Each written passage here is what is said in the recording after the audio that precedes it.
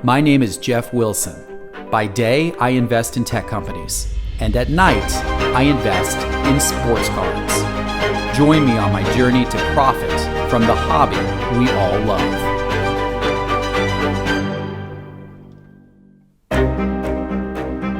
Hi, and welcome to another episode of Sports Card Investor.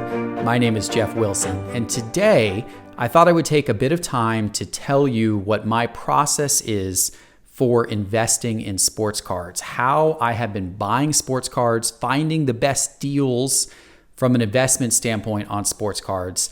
And I hope that some of my process, some of my tips can be helpful for you if you're looking to find good deals on sports cards and looking to find really good investments as well.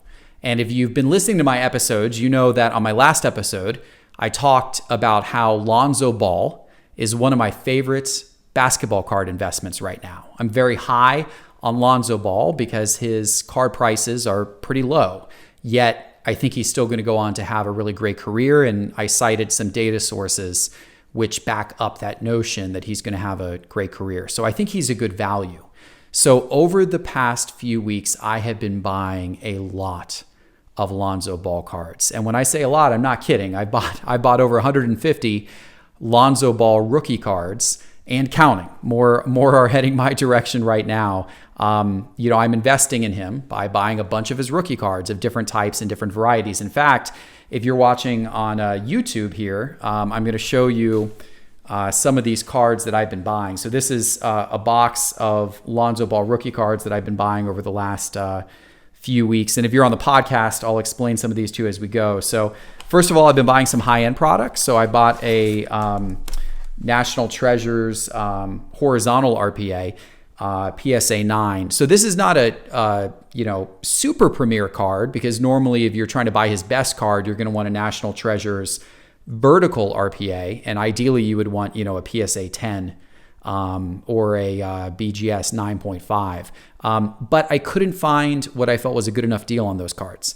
And when you're buying cards from an investment standpoint, it's really important to be finding good deals. So this was the best deal I could find, so I snatched up that one. I've gotten a lot of good deals on Flawless.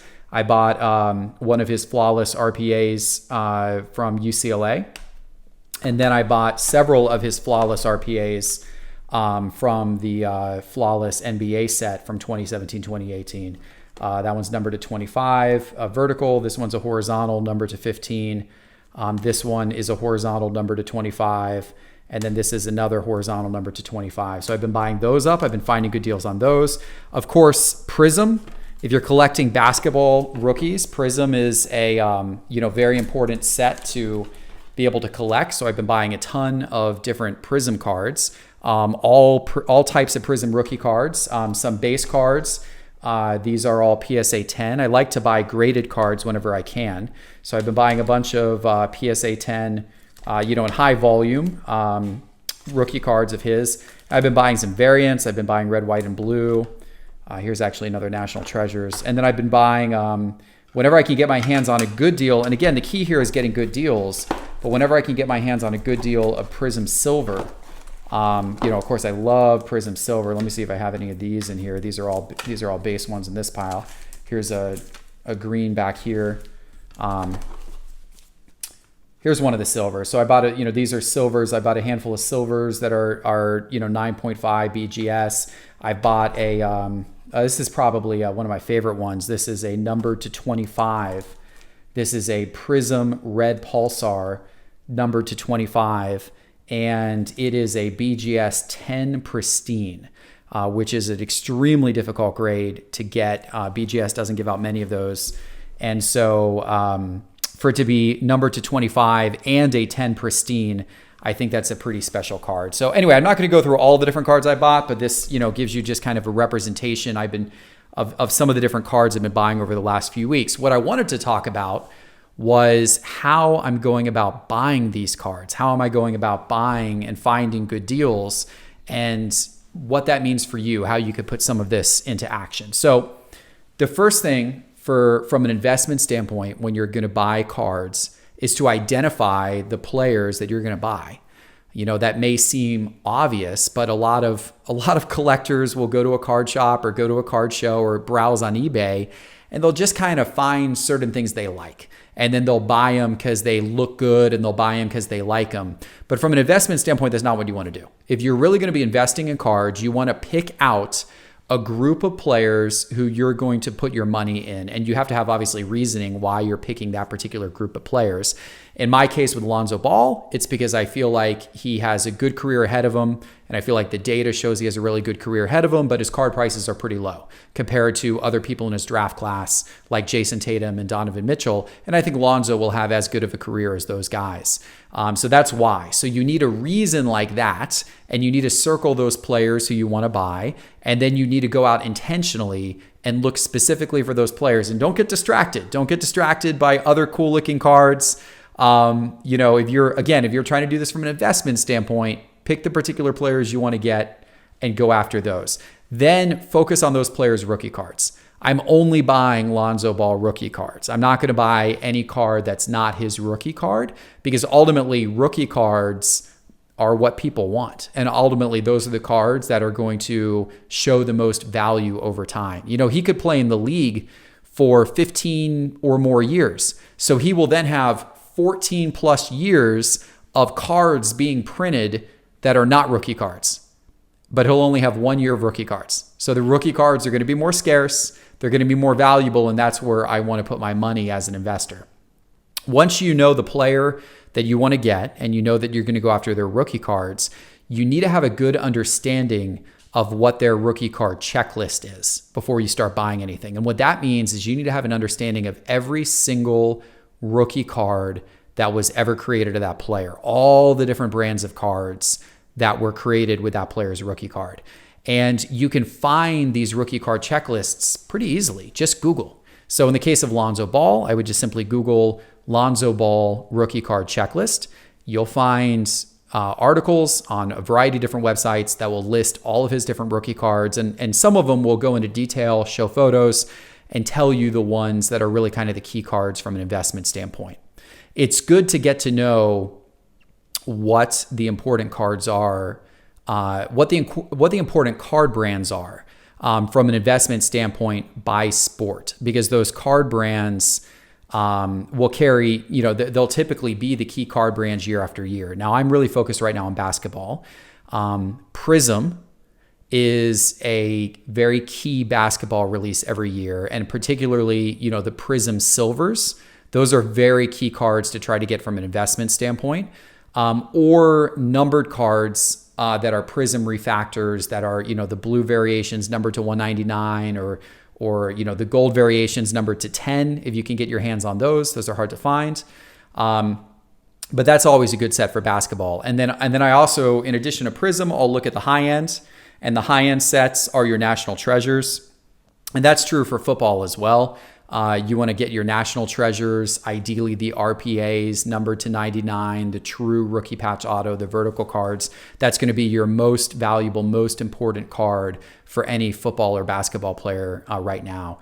And then, there's other variations of those cards with the national treasures as well, if you don't want to spring for the full-on, most expensive RPA. Flawless is another good card brand I'll look to, as well as Immaculate. I'll look to all three of those card brands. And so that's where I'll start my search. If I'm looking for basketball cards, I'm going to be looking for Prism, National Treasures, Flawless, and Immaculate. I'm going to start there. And that's not to say that along the way, you won't also find some good, potentially some good values, maybe from an Optic or maybe from some other, an Opulence or some of the other sets. But I'm going to specifically look at Prism, National Treasures, Flawless, and Immaculate to start. So now I've identified my player. I've identified the rookie cards I'm going to go after for that particular player. Now I need to understand what those cards are worth. You have to know what those cards are actually worth if you're going to be investing and actually treat this as a investment. So to do this, I look at sales history. eBay, you can search within eBay and look at the sales history of what a particular card has sold for. So let's just take, for example, one of my, more common cards here. So let's take just a base Lonzo Ball rookie card Prism. This is not a Prism Silver, just a base card, rated a Gem Mint 10. So I'll type into eBay, Lonzo Ball 2017 Prism PSA 10. And I will look at recent sales, and then I'll switch. By the way, in eBay, once you do the search, you can go and switch to see only completed and sold items. And right within eBay, then you can see the last 3 months worth of sales of this particular card and get a sense of where the market currently is and what a good deal would be, what a good price would be. If you want to get more detailed than that, and this is particularly important if you're trying to buy higher end products, because if you're trying to buy, like, for example, a National Treasures or Flawless, there may not be a sale of the particular card you're looking at within the last 3 months. A great source to go back more than 3 months is the PWCC Marketplace website. PWCC is a big auction house. Actually, they've been controversial recently because they've been involved in one of these trimming scandals. But they do offer a nice free service on their website. If you go to PWCC Marketplace and sign up for a free account, underneath the Investor tab, they have a link for market price research. And for market price research, what they have done is they have captured all of the completed and sold items from eBay, but their database goes back several years. So while on eBay, you can only search for the last 90 days, on PWCC, you can go back several years and look at what these cards have sold for over time. And that's important if you're going to go look at like a National Treasures RPA on somebody, because those cards don't sell that often. So you want to be able to go back more than 90 days and see more sales data. Now, if you are going to use PWCC to do that market research, make sure you're only looking at data from completed auctions and not fixed price. In fact, turn off fixed price, because the fixed price data is it's really not accurate, because what it will do is if anyone does a buy it now, but then makes an offer for a lower price, it will feed into the data as a fixed price sale, but it will feed into what the original buy it now price was, even if they negotiated and bought it for a lower price using the make an offer tool. So you're really not getting accurate price data for what things have sold for unless you only look at auction data. And so it's important to do that if you're using that tool. There's also another tool called Terapeak, which was recently bought by eBay. It's very similar, but Terapeak actually charges for access. I think it's about $15 a month. And from what I found, it's the same data that PWCC has and their market price research tool, and PWCC's tool is free. Also, Terapeak only does 1 year, and PWCC goes back beyond that. So I do recommend the PWCC marketplace, market price research tool to see what things have sold for. So now you got an idea of what the target cards you're going after have sold for. Now what you need to do is establish what you're willing to pay for each type of card. So for example, if you want to buy up, Lonzo Ball Silver Prisms PSA 10, you need to say, based on my data, these cards have been selling for somewhere between, $140 and $170 over the last few weeks, which by the way is true. So I am going to pay up to $165, but no more. Or I'm going to pay, maybe you're going to only look for better deals. So I'm only going to pay up to $155 or something of that nature. Write it down and create yourself a spreadsheet of all of the different variations of this player's card that you would most like to buy and what you're willing to pay, your max dollar that you're willing to pay. Put it in a spreadsheet.